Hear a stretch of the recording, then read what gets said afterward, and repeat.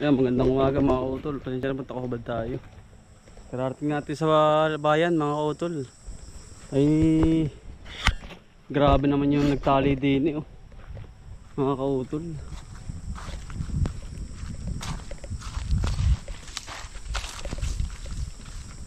Wasak yung ating taniman, oh. Sino ka nagtali naman din eh. Magang umaga naman ito. Doon pa man din sa aking halamanan, oh.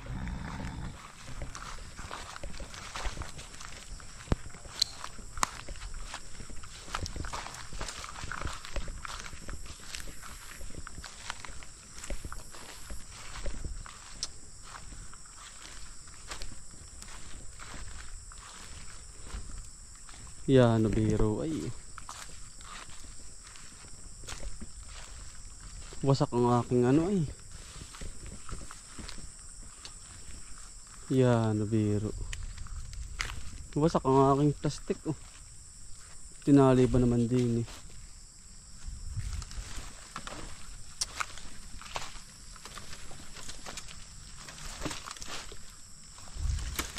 Wasak ang aking tanim, man.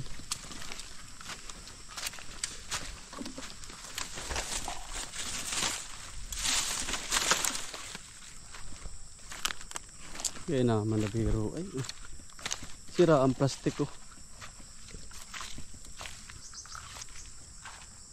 Tinali ba naman din eh. Ay nako naman, umagang umaga.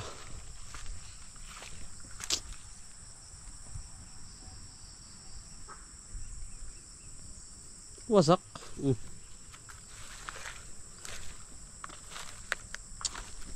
Sino po kami ari naman na rin, kabayong ari. Wasak ng ating halamanan ay. Ari oh.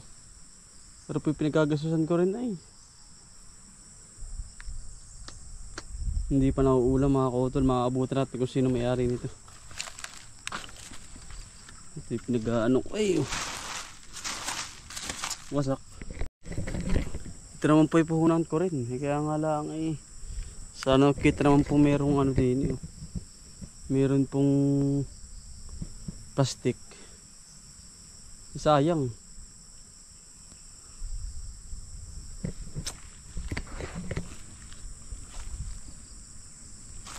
Kaya naman nabiro ay.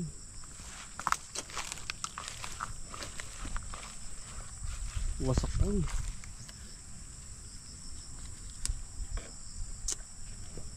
Ay nako.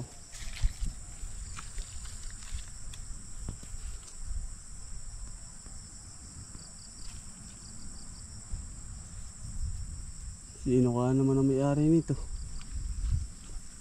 Ayos lang sana magtali mga kautol doon. Kaya nga lang eh. Huwag naman din sa may plastic. Ay puhunan ko rin ay. Laki pa man din ang puhunan ko rito.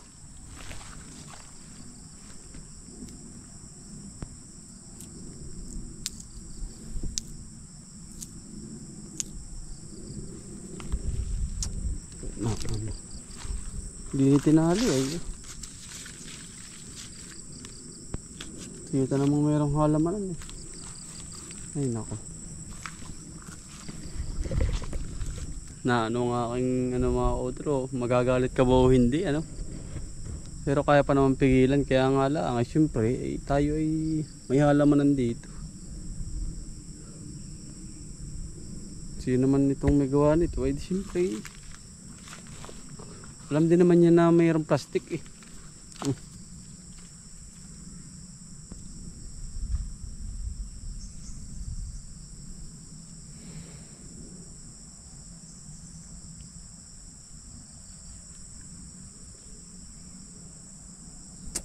Nako. Kakausapin ko yung mga ano to, mga kautol. Sayang naman eh, yung ating pinaghirapan dito. Siyempre ito ay may mga tanim na to, patula. Sayang, bagi ano natin. Siyempre gastos din natin yan. Malaki din ang gastos natin dito. Pagbubungkal, pag ano, pag paplat.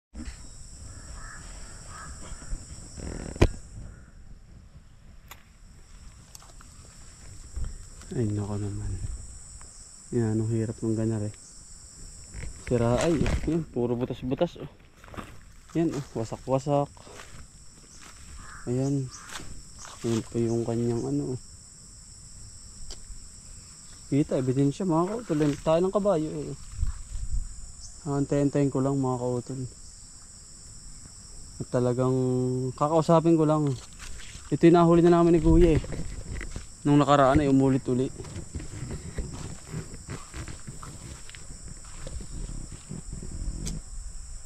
Yun naman eh. Wasak ang halaman na natin.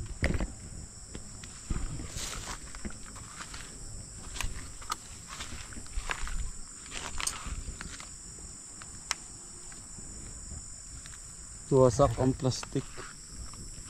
Hantay lang natin mga kautol ano. Umagang umaga to eh. Pero ganun pa man ay kakausapin natin. Ito kasi ano, lagyan ng mga transili eh, sayang. Ito ay may tanim na patula.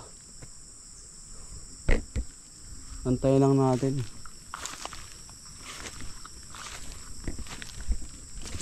Kung sino man yung may-ari niyan. Kasi may patula to.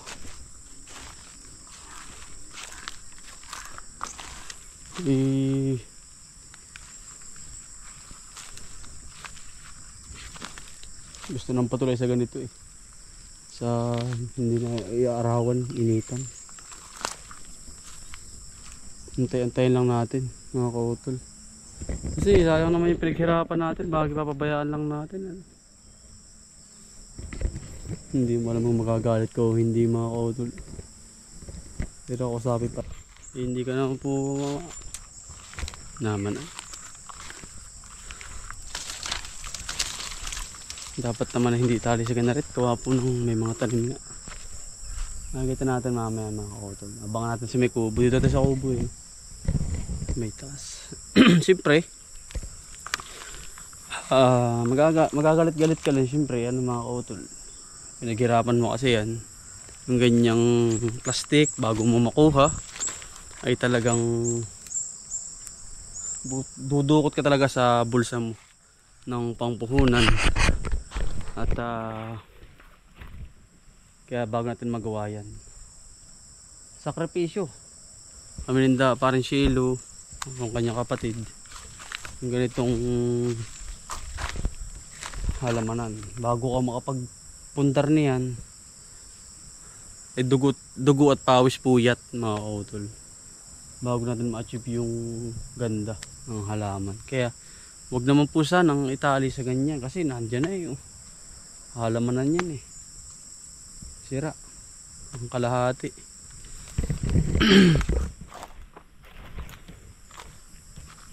Taga rito rin mismo yan mga kautol, wari ko. Magang-maga nga mga kautol ako'y magbibihis. Nakita ko may kabayo dito sa halamanan. Magdamag na, nagiinikot. Gawa ho ng ano, ng kanyang tali, nagbuhol sa ugat. Abang-abang lang natin mga kautol. Nakikita rin natin yan. Kung sino po nagtatali. Kasi noon nakaraan nahuli namin ni kwento niyan. Bumalik ulit. Yun bali mga kautol, kinausap natin si tatay ay hindi natin binidyohan sa malayo na lang. Nakakaawa din naman. Sabi ko po ay pasensya na daw at dito niya akalain maabot daw niya yung yung plastic. Ay sabi ko okay lang ho. Ay kumbagay siyempre ay tayo may mapagpasensya mga kautol.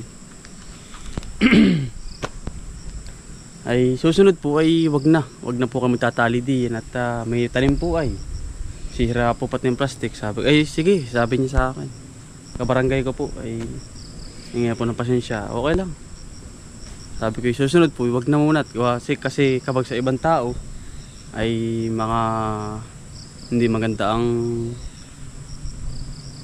inyong pagkakasabi at yung inyong kanyang opinion ay magagalit po talaga. Kasi lalo't lalo na kapag yung puhunan sira, yun, magagalit. Ako naman walang problema at kaya pa naman natin yung ano yun, solusyonan ganyang plastic. So sabi ko susunod wag na at baka may magalit hindi sa akin, kaya ako pampasensyahan. Padalawa na po kasi yan ayun, di yun lang. Sabi ko susunod wag na po at alam niyo naman po may tanim ay layo-layo na lang mga kautol. Nakakawa din naman si tatay. Yun, bali ito nga mga kautol syempre yung ating halamanan bago natin maipundar ng ganito ay sakripisyo talaga. At isa pa ay puhunan mga kautol. Tulad na lang mga kautol ng ng punla. Yan, isa pa yun, napakamahal din ngayon. Kaya lahat po ay gastos bawat galaw ang isang paghahalaman. Kung mapapanood nyo po yung kay Makimoto, talagang nagpabaranggayan po. Ako naman po hindi. Yun naman po kakausapin mo lang ng tama. At susunod ay wag na pong gawin. Kumbaga pasensyahan na lang mga kautol. Papasensyahan mo na kasi matanda na po kasi yun. May edad na. Siguro po hindi nakita na may plastic. Ayun, pasensya daw. Kakausapin mo lang muna po ng mahinahon yung ganyang problema. Kusa ko na laging pakumbaba lamang lagi ang reaction mga kautol. Wag lagi tayong mataas ang boses, lalo yung nung minsan makakwento ko mga kautol, nung ako ay binangga sa likod, may nagalit sa akin mga kautol at bakit daw binangga ba? Hindi, sabi ko hindi ho ako bumangga. Ako pa'y pauwi na nun time na yun, ma-share ko lang. Ay ako binangga sa likod, ay umistop yung van mga kautol. Ay do umistop din ako. Pagka stop ko full stop, ay yung van ni full stop din. Ayun naman pong driver nung sa likod na tricycle ay stainless ang unahan ay yupit mga kautol. Ay sabi ko po huwag po kayo magagalit. Sabi ko galit na galit sa akin talaga. Sabi ko may lisensya ka ba? Meron po. Ikaw po ba? Meron din. Ay meron din po. Ayun, adi tawag kami ng nun mga kautol ng pulis. Tumawag pa siya, nagtawag mga kautol. Ako naman kumbaba lang ako. Kasi kapag ganyan tataasan mo, salo ka hindi kayo magkakaayos mga kautol sa pag-uusap. Lagi lang pakumbaba. Ayun nga, tumawag ng pulis. Hinintay ko mga kautol. Ayun, nagkaanuhan kami. Sabi ko po ganito. Kasi tatay naman po medyo maedad na. Ay sabi ng pulis, pakumbaba talaga po mga kautol lagi sa ganyan. Ayun, ay di nagkaaregluhan. Ay binigyan ako pa yung mga kautol na nagbigay sa kanya. Ay wala magagawa, may edad na po ay wala naman po may kasalanan. Ako po daw pong bumangga, hindi po ako bumangga at ako ay nasa unahan, siya ang nasa huli ko. Nag full stop yung van. Ayun, ay di yun lang, nag-usap kami. Galit na galit, sabi ko tatay, kapag po ganyan ay wag po kayong magagalit sa akin kasi hindi ho tayo magkakaigi, mag-uusap. Ayun, di nagkaareglawan. Ako na po nagbigay ng pasensya at ako na nagbigay ng kahit kaunting pagpapaayos. Yun lang, basta laging pasensya. Huwag niyo po kayong tataasan ng busis mga kautol sa ganyang problema. Pakumbaba lagi. Yan mga kautol, tayo naman na basta lang, laging kausapin ng maayos. At isa pa ay paunahin muna siya ng salita bago tayo. Ayun lang, sa kanyang opinion, tapos bago tayong opinion natin. Ayun lang mga kautol, tayo po ay mag-aayos naman ng plot